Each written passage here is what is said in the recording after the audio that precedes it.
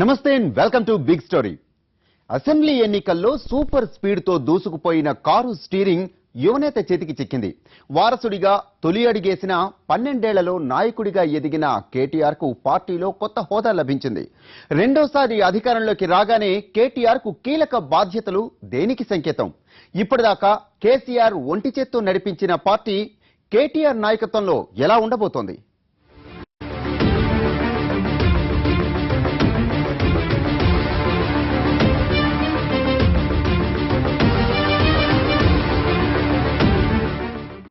పన్నెండేళ్ల క్రితం రాజకీయ వాసనే తగలకుండా ఎక్కడో అమెరికాలో ఉద్యోగం చేసుకున్న వారసుడు ఇప్పుడు సమర్థతే ప్రాతిపదికగా పార్టీ పగ్గాలు అందుకున్నారు.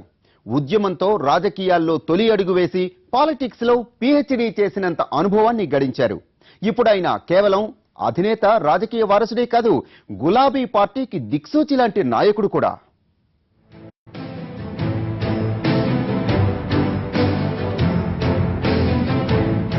కల్వకుంట్ల తారక రామారావు, షార్ట్ కట్ లో కేటీఆర్.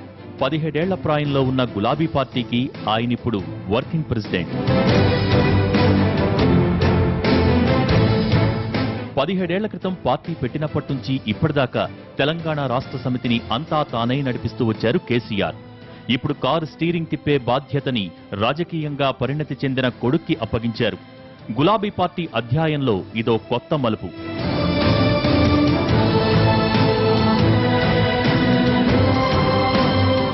కేటీఆర్ కి పార్టీ బాధ్యతలు అప్పగించవచ్చనే ప్రచారం 2 ఏళ్లుగా ఉంది. అయితే అందుకు తగిన సమయం ఇప్పుడొచ్చింది. తిరుగులేని మెజార్టీతో తెలంగాణలో మరోసారి టీఆర్ఎస్ అధికారంలోకి రావడంతో వర్కింగ్ ప్రెసిడెంట్ గా కేటీఆర్ కి కీలక బాధ్యతలిచ్చారు గులాబీ బాస్.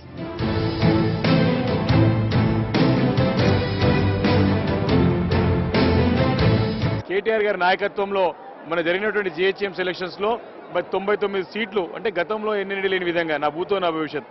అదేవిధంగా మొన్న జరిగిన జనరల్ ఎలక్షన్స్ లో మరి కేటీఆర్ గారి నాయకత్వంలో మరి చూసినట్టయితే హైదరాబాద్ నగరం అంతా కూడా టీఆర్ఎస్ పార్టీ స్వీప్ చేసింది. కాబట్టి వారి నాయకత్వం పట్ల సంపూర్ణమైన నమ్మకంతో మరి టీఆర్ఎస్ పార్టీ కార్యకర్తలు, నాయకులు, ప్రజలు ఉన్నారు. కాబట్టి వారి యొక్క నియామకం పట్ల మరి ప్రతి కార్యకర్త, నాయకుడు ఎవరైతే మరి దశాబ్దాల కాలం పాటు టీఆర్ఎస్ పార్టీకి కష్టపడుతూ ఉన్నారో వారందరిలో ఒక ఉత్సాహం వచ్చింది. ఖచ్చితంగా మాకు సముచిత స్థానం లభిస్తుంది, కేటీఆర్ గారు మరి దగ్గరుండి మాకు సముచిత న్యాయం చేస్తారని చెప్పి చాలా మంది ఈరోజు అనేక మంది క్యాడర్ కార్యకర్తలు స్వచ్ఛందంగా ఇక్కడ రావడం చూస్తూ ఉంటే, పండుగ వాతావరణం చూస్తూ ఉంటే పార్టీకి మంచి రోజులు ఉండబోతా ఉన్నాయి. తిరుగులేని శక్తిగా టీఆర్ఎస్ పార్టీని తయారు చేసుకోబోతా ఉన్నాం. 4-5 నెలల్లో సార్వత్రిక ఎన్నికలు జరగబోతున్నాయి. కొన్నాళ్లుగా జాతీయ రాజకీయాలపై దృష్టి పెట్టిన కేసీఆర్ ఇక అటువైపే పూర్తిగా ఫోకస్ పెట్టాలనుకుంటున్నారు. అందుకే ఇంట గెలవక ముందే రచ్చగెలిచిన కేటీఆర్ చేతికి కారు స్టీరింగ్ ఇచ్చారు. ఉద్యమ పార్టీగా పుట్టి అధికారంలోకి వచ్చిన తెలంగాణ రాష్ట్ర సమితికి భావి నాయకుడు తన వారసుడే అని చెప్పకనే చెప్పారు.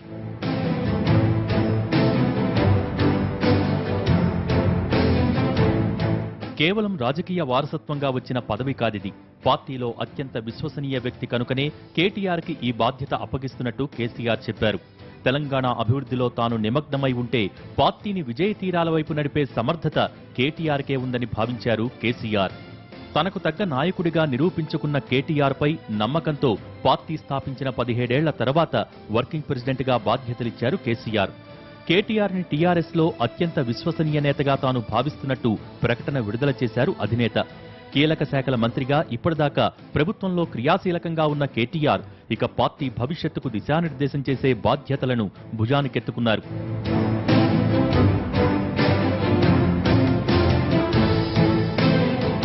పార్టీలో ఉన్న నాయకులు, కార్యకర్తలందరూ కూడా అన్ని రకాలుగా కేటీఆర్ గారికి సహకరించడానికి సిద్ధంగా ఉన్నారు. నిర్మాణాన్ని పటిష్టం చేయాలనే ఆలోచన ప్రతి ఒక్కరికి ఉంది. కాబట్టి సంస్థాగత విషయాలలో ఇక ముందు టీఆర్ఎస్ పార్టీ బలంగా ఉండటానికి కేటీఆర్ గారి నాయకత్వం తోడ్పడుతుందని నేను ప్రత్యేకంగా భావిస్తున్నాను.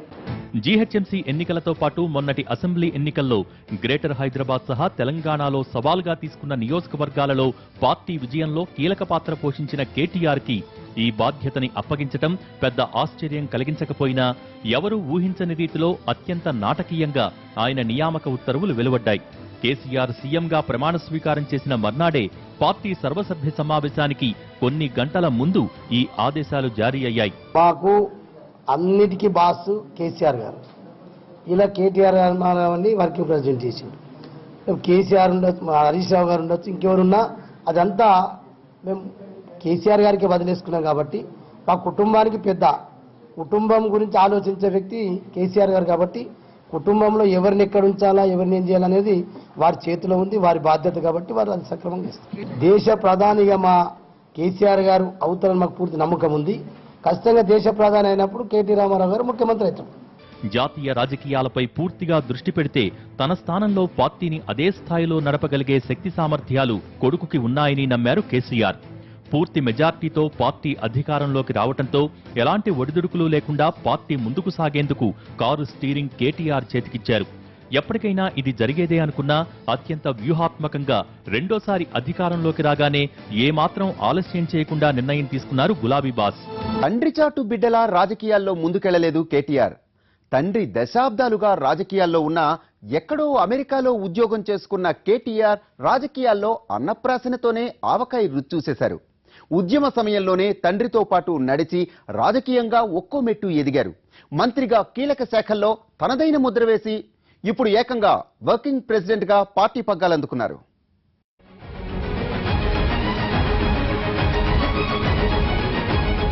కేటీఆర్ ఈ రోజు రాజకీయాల్లో అందరికీ చిరపరిచితమైన కేసీఆర్ వారసుడు. 10 ఏళ్ల క్రితం దాకా అమెరికాలో ఉద్యోగం చేసుకునేవారు అంటే కొందరు నమ్మలేదు. ఉన్నత విద్యాభ్యాసం చేసిన కేటీఆర్ ఉద్యోగ జీవితంలో భాగంగా అమెరికాలో స్థిరపడతారనుకున్నారు.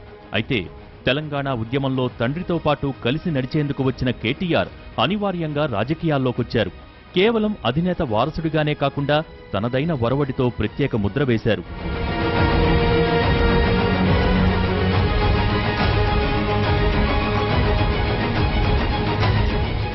టీఆర్ఎస్ అధినేత తెలంగాణ ముఖ్యమంత్రి కేసీఆర్ ఏకైక కుమారుడు కేటీఆర్. కరీంనగర్, హైదరాబాద్లోనే తన విద్యాభ్యాసం పూర్తి చేశారు కేటీఆర్. కర్ణాటకలో మెడిసిన్ సీటు వచ్చినా ఇష్టపడక నిజాం కాలేజీలో మైక్రోబయాలజీలో బీఎస్సీ పూర్తి చేశారు.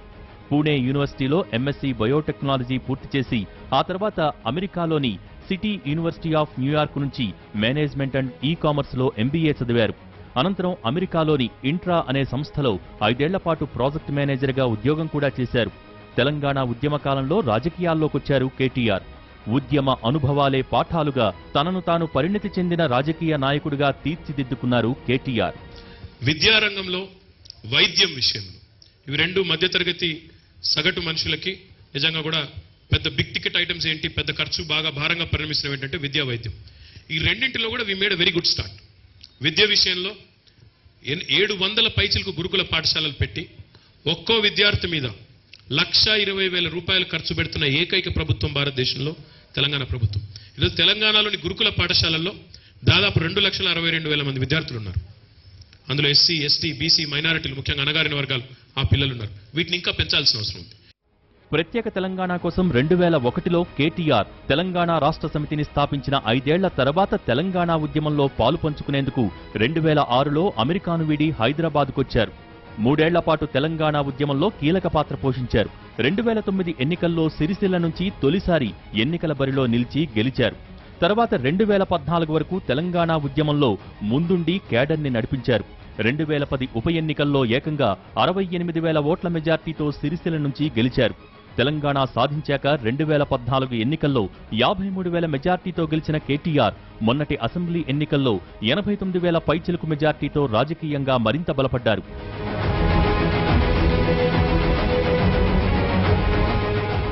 వారసుడు అనే కారణంతో వచ్చి రాగానే పెద్దపీట వెయ్యలేదు కేసీఆర్. స్వతంత్రంగా ఎదిగేందుకు, సమర్థంగా వ్యవహరించేందుకు అవకాశమిచ్చారు.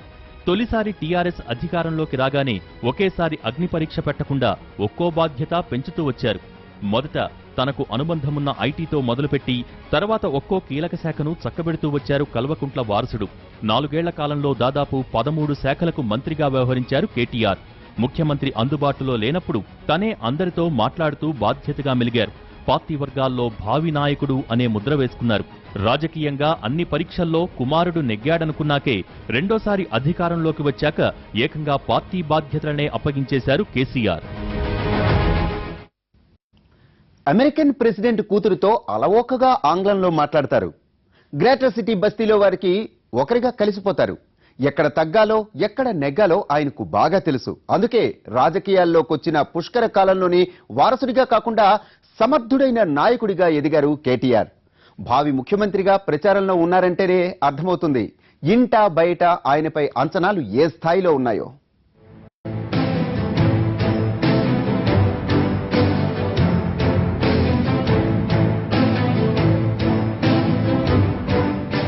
నాయకుడంటే నొప్పించకుండా మెప్పించాలి. సామాన్యుణ్ణైనా ఒప్పించేలా మెప్పించేలా మాట్లాడగలగాలి. పట్టు విడుపులు ఉండాలి. ఆహార్యంలోనే కాదు అంతరంగ ఆవిష్కరణలోనూ ఆత్మవిశ్వాసం కనిపించాలి. ఈ లక్షణాలన్నీ పుష్కలంగా ఉండబట్టే ఈ రోజున రాజకీయ చిత్రపటంలో తనదైన ప్రత్యేకత నిలబెట్టుకోగలిగారు కేటీఆర్. టీఆర్ఎస్ పార్టీ తనంతట తానుగా తెలంగాణలో అధికారంలోకి రాకపోతే నేను రాజకీయాల నుంచి సన్యాసం తీసుకుంటా. నా సవాల్ని స్వీకరించే దమ్ము, నా సవాల్ని స్వీకరించే సత్తా ఈరోజు మేము గెలుస్తామని జబ్బలు జరుచుకుంటున్నా ఏ పార్టీ నాయకుడికైనా ఉందా? ఉత్తమ్ కుమార్ రెడ్డి కానీ ఇంకా ఇతర నాయకులు కానీ, నేను పేర్లు తీసుకోను, ఎవరికైనా ఉందా? నేను సవాల్ చేస్తాను. డిసెంబర్ 11 నాడు మేము ఓడిపోతే నేను మళ్ళీ రాజకీయాల్లో మీకు కనబడిన మీతో కలవను. 4 ఏళ్ల పాలన తర్వాత ముందస్తు ఎన్నికల్లో జనం మూడ్ ఎలా ఉంటుందో అంచనాలకందని పరిస్థితుల్లో కూడా పార్టీ మళ్లీ అధికారంలోకి వస్తుందని ధీమాగా చెప్పడమే కాదు, ఓడిపోతే రాజకీయ సన్యాసం తీసుకుంటానని ప్రకటించడంలోనే కేటీఆర్ ఆత్మవిశ్వాసం తెలిసిపోతోంది. అసెంబ్లీ ఎన్నికల్లో రాష్ట్రమంతా పర్యటించారు కేటీఆర్. ఇక ప్రజాకూటమి ఎన్నో ఆశలు పెట్టుకున్న హైదరాబాద్, రంగారెడ్డి జిల్లాల్లో టీఆర్ఎస్ ప్రచారంలో అంతా తానయ్యారు. చివరికి అనుకున్నది సాధించారు. ఎక్కడున్న చందమామ? మీ చందమామని కాంగ్రెస్ వాళ్ళు ఎత్తుకపోయారు, నాకు తెలియదు. వాళ్ళు దాన్ని కూడా మాయం చేసేంత గొప్ప వాళ్ళు. ఆకాశంలో ఉండే చందమామని తీసుకొచ్చి మీ షాపూర్లో కట్టేయమంటే బరాబర్ చేస్తాం, మీరైతే ముందు ఓట్లేయనట్టు కాంగ్రెస్ వాళ్ళు. చాలా దుర్మార్గులు, ఏది పడితే చెప్తారు, గుర్తుపెట్టుకోండి. ఏ పంచాయతీ లేకుండా 4.5 ఏళ్ళు ఉన్నాం. కొత్త పంచాయతీలు అవసరమా? మనకి ఈరోజు ఆంధ్ర తెలంగాణ అనే భేదం లేదు, అందరినీ ఒక లెక్కన చూసుకున్నాం. మరి ఇవాళ వచ్చి తెలంగాణలో వచ్చి మనకు పంచాయతీ పెట్టే ప్రయత్నం చేస్తున్న చంద్రబాబును ఏం చేద్దాం? జీహెచ్ఎంసీ ఎన్నికల్లో వ్యూహాత్మకంగా వ్యవహరించారు కేటీఆర్. ఆంధ్ర ప్రాంత ఓటర్లు ఎక్కువగా ఉండటంతో వారిని మెప్పించగలిగారు. తండ్రిలాగే సగటు మనిషిని ఆకట్టుకునే ప్రసంగ ప్రవాహం కేటీఆర్ సొంతం. మాస్లో మాస్గా, క్లాస్లో క్లాస్గా కలిసిపోవటం కేటీఆర్ ప్రత్యేకత. కొత్త బాధ్యతలు తీసుకోగానే హరీష్ రావును కలుసుకున్నారు.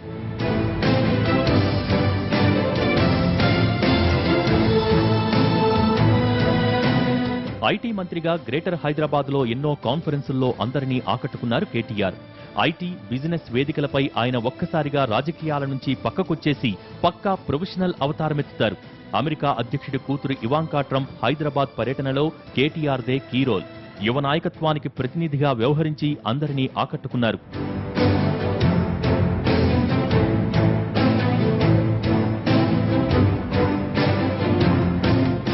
ఇప్పటిదాకా ఎమ్మెల్యేగా, మంత్రిగా కొన్ని బాధ్యతలకే పరిమితమైన కేటీఆర్ ఇప్పుడు పార్టీకి వర్కింగ్ ప్రెసిడెంట్గా కొత్త పాత్రలోకి ప్రవేశించారు.